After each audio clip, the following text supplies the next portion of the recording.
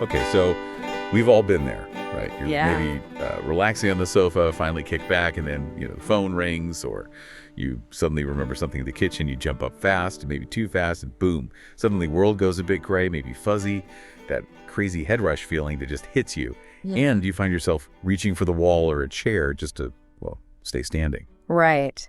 And that exact feeling, the one we usually just brush off like, oh, stood up too quickly, it's actually often a sign of something quite specific happening inside.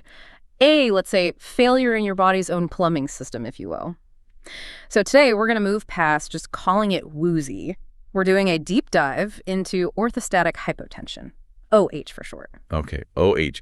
And our goal here is to really get under the hood, understand the nuts and bolts of what's happening. What is it really? Why does this pretty vital system sometimes, break down? And most importantly, why dealing with it is about more than just, not feeling dizzy for a second. Because it really boils down to gravity, doesn't it? You stand up. Exactly. Gravity pulls blood downwards. We're talking maybe half a liter, a pint of blood, suddenly shifting down into your legs and abdomen. Wow, that much. Yeah. And if your body doesn't counteract that pull, immediately, your brain isn't getting enough oxygenated blood. And our sources are really clear on this. For older adults especially, this isn't just a minor inconvenience, it's a serious warning sign. Unchecked OH, it really ramps up the risk of bad falls, fractures.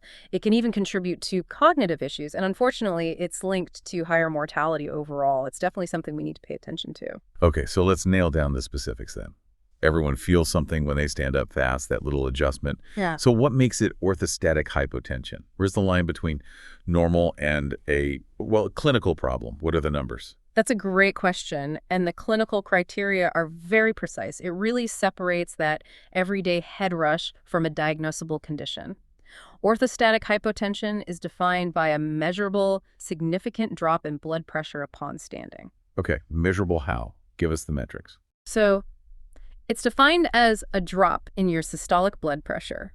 That's the top number, right? The pressure when your heart beats a drop of at least 20 millimeters of mercury, 20 millimeters of mercury, 20 millimeters of mercury. 20. Or, alternatively, it could be the diastolic pressure, that's the bottom number, pressure between beats dropping by at least 10 millimeter Hg. So 20 systolic or 10 diastolic, that feels like a pretty clear threshold. It's not tiny. No, it's significant. And crucially, this drop needs to happen within 3 minutes of changing posture. So going from sitting or lying down to standing up. Within 3 minutes. Why that time frame? Well, because that's really the critical window where your body should be making its fastest adjustments to counteract gravity. If your pressure drops by those amounts in that time, it means the system isn't responding adequately. That's OH. Okay, so the failure point is that specific drop. But what's supposed to happen? What's the body's, intended plan?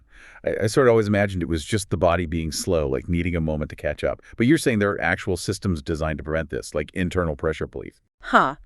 Pressure police is a good way to put it. Yes, there's a sophisticated system. We're talking about baroreceptors. These are tiny, really elegant pressure sensors, mostly found in your major arteries, like the carotid arteries in your neck and the aorta near your heart. Think of them as super-sensitive monitors in your body's internal hydraulic system. The second you start to stand, They sense the pressure dip. instantly, they detect that immediate pressure drop caused by gravity pulling blood down, away from your head. And they need to react, like yesterday. Oh, absolutely. Within milliseconds, these sensors send a signal straight to your brainstem, and the brainstem then tells your autonomic nervous system, think of it as your body's automatic pilot, to trigger 3 key responses, all coordinated to push that blood back up. Okay, 3 things need to happen fast. Let's break those down. What are they? Okay, step 1. Your heart rate has to speed up, quickly. It's like cranking up the power on the main pump. Step 2. Your peripheral blood vessels, especially the ones down in your legs and abdomen, they need to constrict, to tighten up. Imagine squeezing a hose pipe. The pressure inside increases, right? It pushes the water flow upwards. Same idea here. Constriction limits the space for blood to just pool down there. Right, pushes it back up. And the third step, you mentioned it involves movement. Yes, it does. The third step involves what we call the muscle pump. When you stand and tense your leg muscles, even slightly, those muscles contract and physically squeeze the veins. This helps push that pooled blood back up towards your heart. So you see, OH isn't just about a weak heart or leaky vessels. It's often a failure of timing and coordination in this whole response. Oh, okay. If that autonomic response, the heart speeding up, vessels tightening, muscles pumping if it's too slow or not strong enough or just doesn't happen properly, then the blood stays pooled down low, less oxygen gets to the brain, and that's when you get the dizziness, the lightheadedness, the whole world tilting feeling. That makes so much sense now.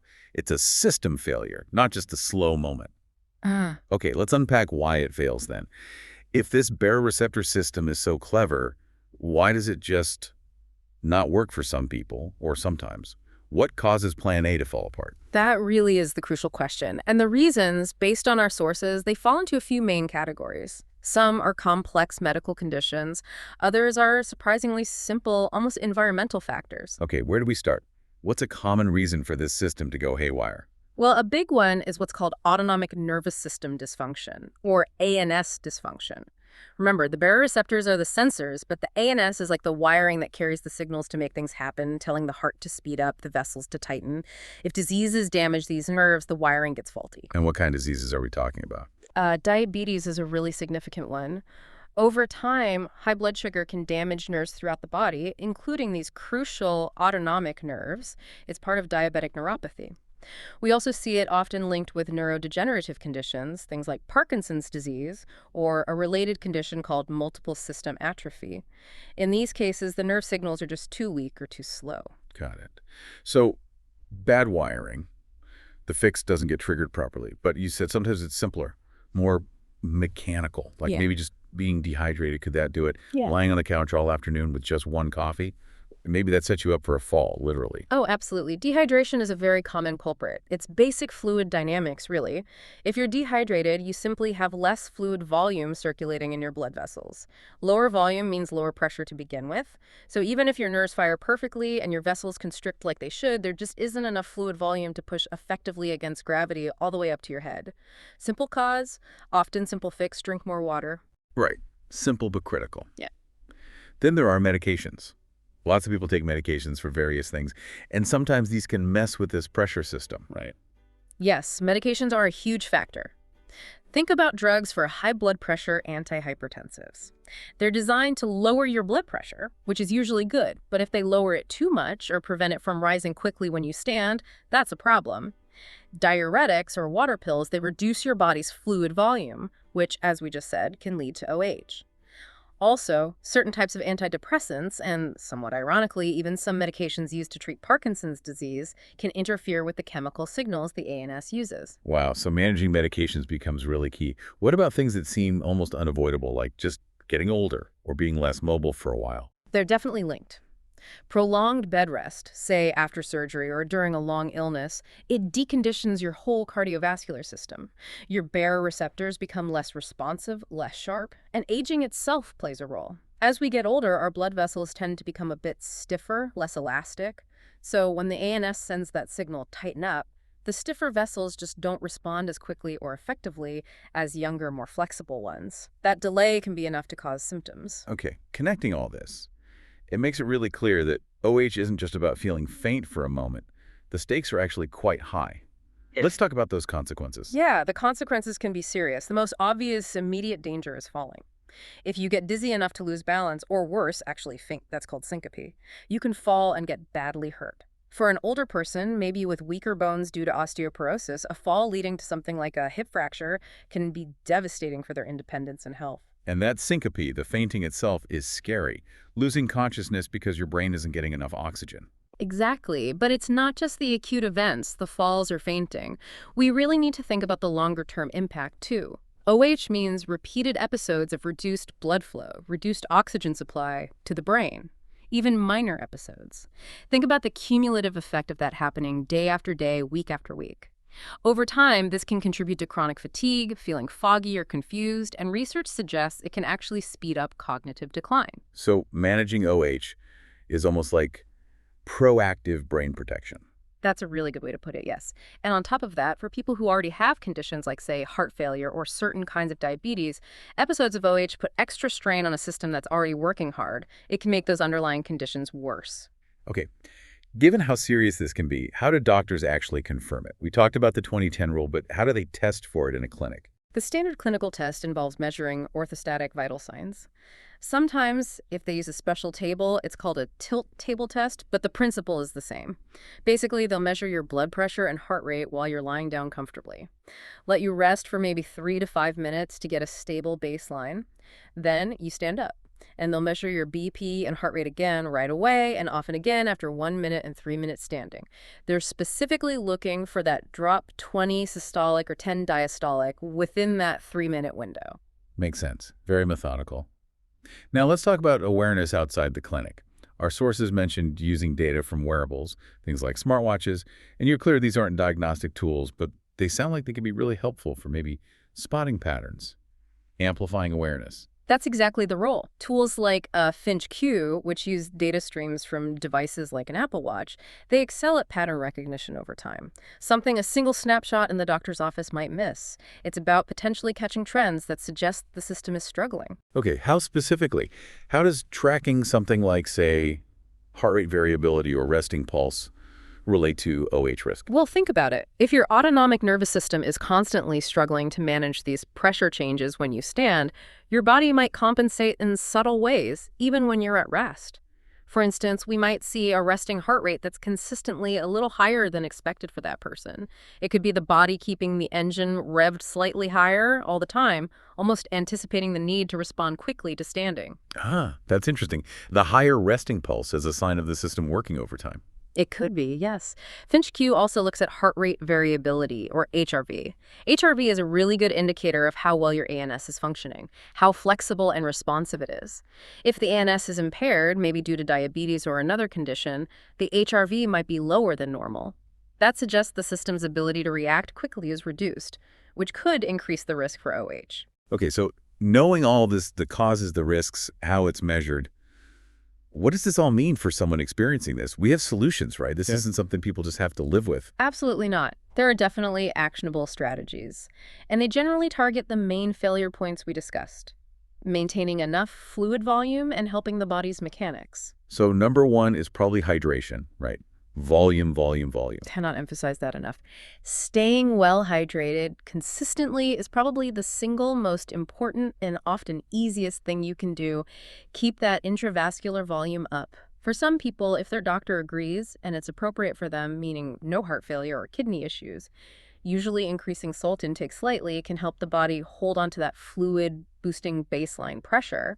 But that needs medical guidance. Right, supervision is key there. And then there's physically helping the body fight gravity. Exactly. Mechanical assistance, compression stockings, or even better, abdominal binders or waist-high compression garments can be really effective. They literally squeeze the lower body, reducing the space for blood to pool down there, keeping more of it circulating higher up. And exercise. It seems to have everything, but does it play a specific role here? It does. Specifically, exercises that strengthen the leg muscles, calf raises, squats, that sort of thing. Stronger leg muscles mean a more effective muscle pump. When those muscles contract as you stand, they give a better squeeze to the veins, actively pushing blood back towards the heart. It assists the whole reflex. Makes sense. And probably the simplest advice, the one that costs nothing. Just slow down. Slowing down postural transitions is absolutely crucial. Non-negotiable, really. Get into the habit. Before jumping out of bed, sit up first. Pause on the edge of the bed for, say, 30 seconds. Let your body adjust. Then stand up slowly. Just giving your cardiovascular system those few extra seconds can make all the difference, allowing the baroflex time to kick in more gently. And circling back to medications, checking in with your doctor about those is vital too. Essential. If you start noticing symptoms after starting a new drug, or maybe you realize you always feel dizzy an hour after taking a certain pill, talk to your provider. Sometimes it's as simple as adjusting the timing of a dose or maybe trying a different medication in the same class. It requires that conversation. Okay, finally, let's loop back to the data and awareness part. How does a tool like FinchQ actually help someone, and maybe their doctor, manage OH day to day? Well, by tracking things over time, not just pulse and HRV, but also activity levels, step count, and even metrics related to walking stability or gait patterns. FinchQ compiles this into a daily score, like the Finch score. It's looking for deviations from your normal baseline. If the system starts noticing, say, your walking steadiness is decreasing slightly, or your activity patterns change in a way that might suggest fatigue or imbalance, these could be early signs of dysregulation, possibly linked to underlying OH, maybe even before a noticeable dizzy spell or a fall happens. So it's giving you objective data to potentially connect with those subjective feelings of maybe just feeling off. Exactly. And the system can then provide alerts or insights based on these patterns, not a diagnosis, to be very clear. But it might prompt you, hey, noticing some changes here might be worth discussing with your doctor. It gives both you and your clinician more information, more context. It helps tailor those management strategies we just talked about. Maybe you need more hydration. Maybe it's time to be stricter about compression. Maybe a medication review is due. It supports that personalized management. So orthostatic hypotension can be subtle, kind of sneaky, definitely widespread, but the good news is it's very manageable. If you understand the basics, the numbers, the mechanics, why it happens, and you use the tools and strategies available, you're definitely on the right track to keeping your pressure stable and staying upright. Absolutely. And that brings us nicely to a final thought to leave you with. We've talked a lot about the link between OH and reduced blood flow to the brain and how that connects to cognitive issues over time. We tend to focus, understandably, on preventing the big things, the dramatic falls, the frightening fainting spells. But maybe we should also consider the cumulative cost of the small events. What about those frequent, milder head rushes? The ones that make you pause for a second but don't cause a fall? What is the long-term, decades-long impact of those repeated, subtle dips in brain oxygen supply, even if they seem minor at the time? It really makes you think about how important it is to address even mild symptoms, doesn't it? Perhaps that's something worth exploring.